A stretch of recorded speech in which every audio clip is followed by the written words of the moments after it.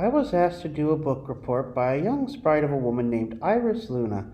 It is possible that when Luna made this request, she in no way, shape, or form knew how much of a smartass I was, or my penchant for analyzing things until the universe reaches heat death.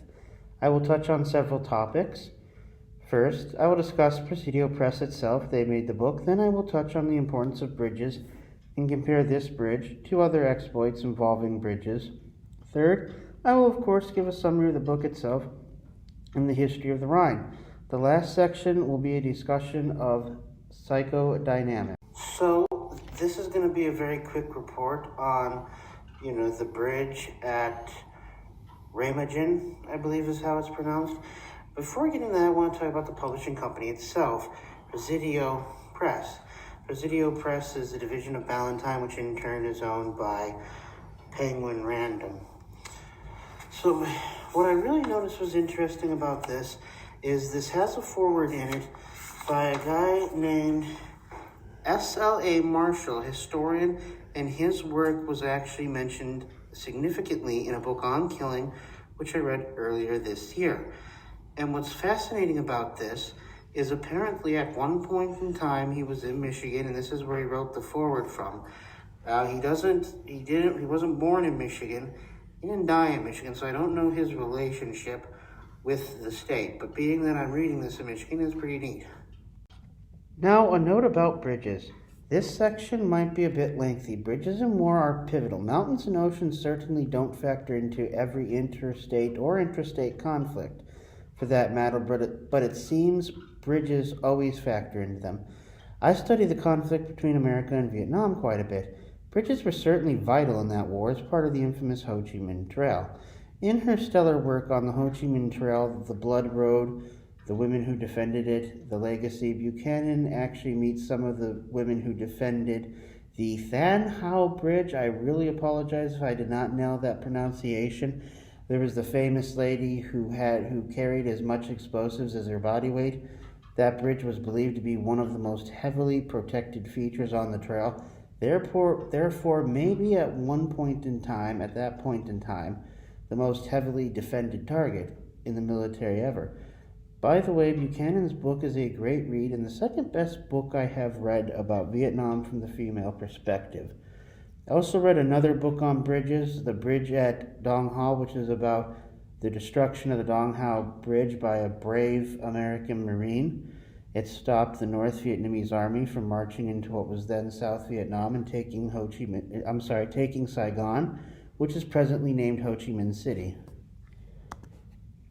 Stephen Ambrose details the taking of Pegasus Bridge by the Allies, specifically the British, in his wonderful book, Pegasus Bridge. By the way, the Brits glided in to take the bridge. How badass is that? People who have not read Stephen Ambrose might know his work from the HBO series Band of Brothers. That miniseries was based off his book by the same name. That work is a sort of biography of Easy Company, and an index of pop culture in general includes films such as A Bridge Too Far and Bridge Over the River Kwai. Bridges can be a big deal. Bridges have a place of contradiction in warfare. If you are an invading force, a sturdy, already made bridge is an asset that overcomes a natural obstacle. If you are a retreating force, the bridge is a method of escape. I have often wondered when I was younger, why don't militaries that are losing blow up bridges? It would slow the enemy. The reason why more bridges are not just outright blown up is that an attacking force wants an intact bridge, and an opposing or losing force does not want to eliminate the option for a counter attack. Although a force has plans to destroy bridges, that plan is rarely acted upon. The reasons for this include the above-mentioned reasons, but there is another factor that repeats itself. In the case of both Pegasus Bridge and the bridge at Remagen, the German forces rigged both of those bridges to be blown up. In both cases, the defenders simply waited too long. The Allies made a sudden burst and took the Pegasus Bridge very rapidly.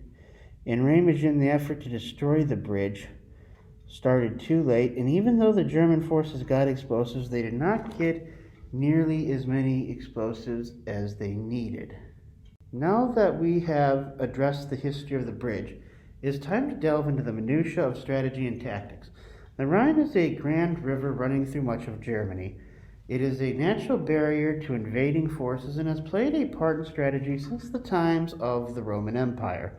Germany has used it to strike, and bridges are choke points for opposing forces.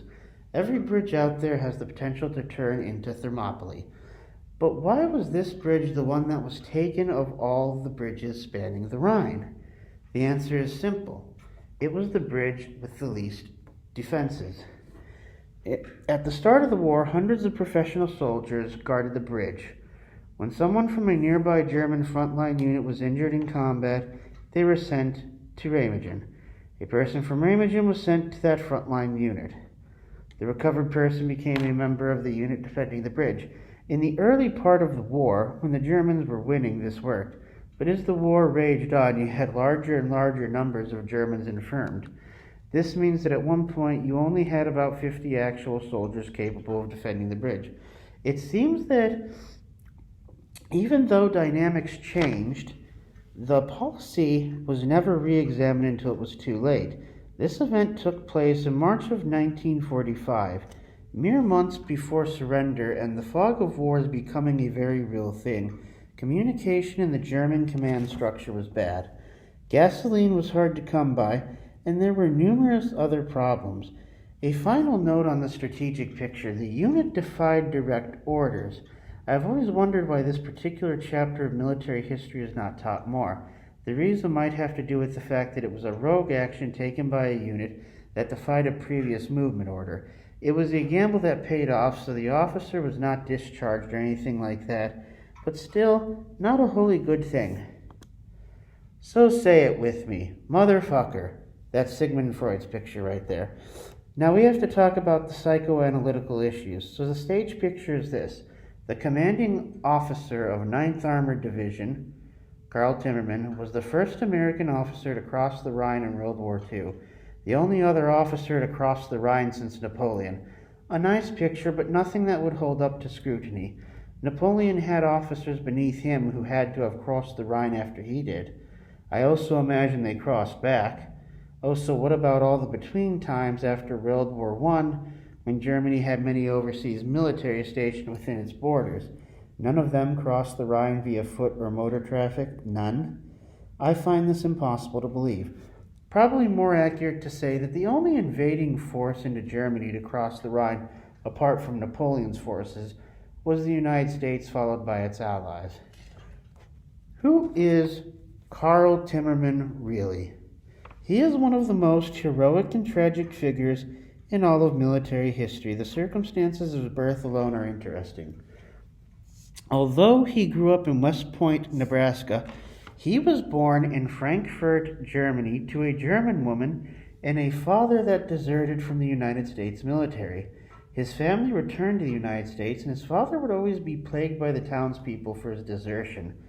Wanting to cleanse his family name was certainly a reason why Carl joined the military during a time of war. Fate certainly let him. Even his German opponents were impressed by the way he stood tall in the face of machine gun fire, running down the bridge, cutting charges, and throwing them into the Rhine. Years after his unit took the bridge, a German warrior who witnessed him found out that he won a significant citation. His response was that he earned that and then some. Another interesting thing about him is it was his mother who was German, and he was born in Germany, and he was fighting in his mother's motherland. After the war, Timmerman stayed in the military and went on to fight in Korea. He was removed from Korea to the United States to get treatment for cancer. Carl Timmerman would survive 2 wars, but lose the battle to cancer at the age of 29. There was a time the world seemed to be consumed by 3 ideologies: liberal Western democracy, communism, and Nazism. The latter of these is a sort of phenomenon that, for all its destructive capabilities, seems to have been bound to a specific region. Carl Timmerman had the Teutonic stoicism of his native Germany, but grew up in a land free of the principles of fascist totalitarianism that defines Nazism. There's something Freudian about the fact that a son of Germany returned and accomplished one of the most significant feats in the European war effort. The son came back to fight the father. If there is such a thing as American exceptionalism, Carl Timmerman is its North Star. May he rest in peace.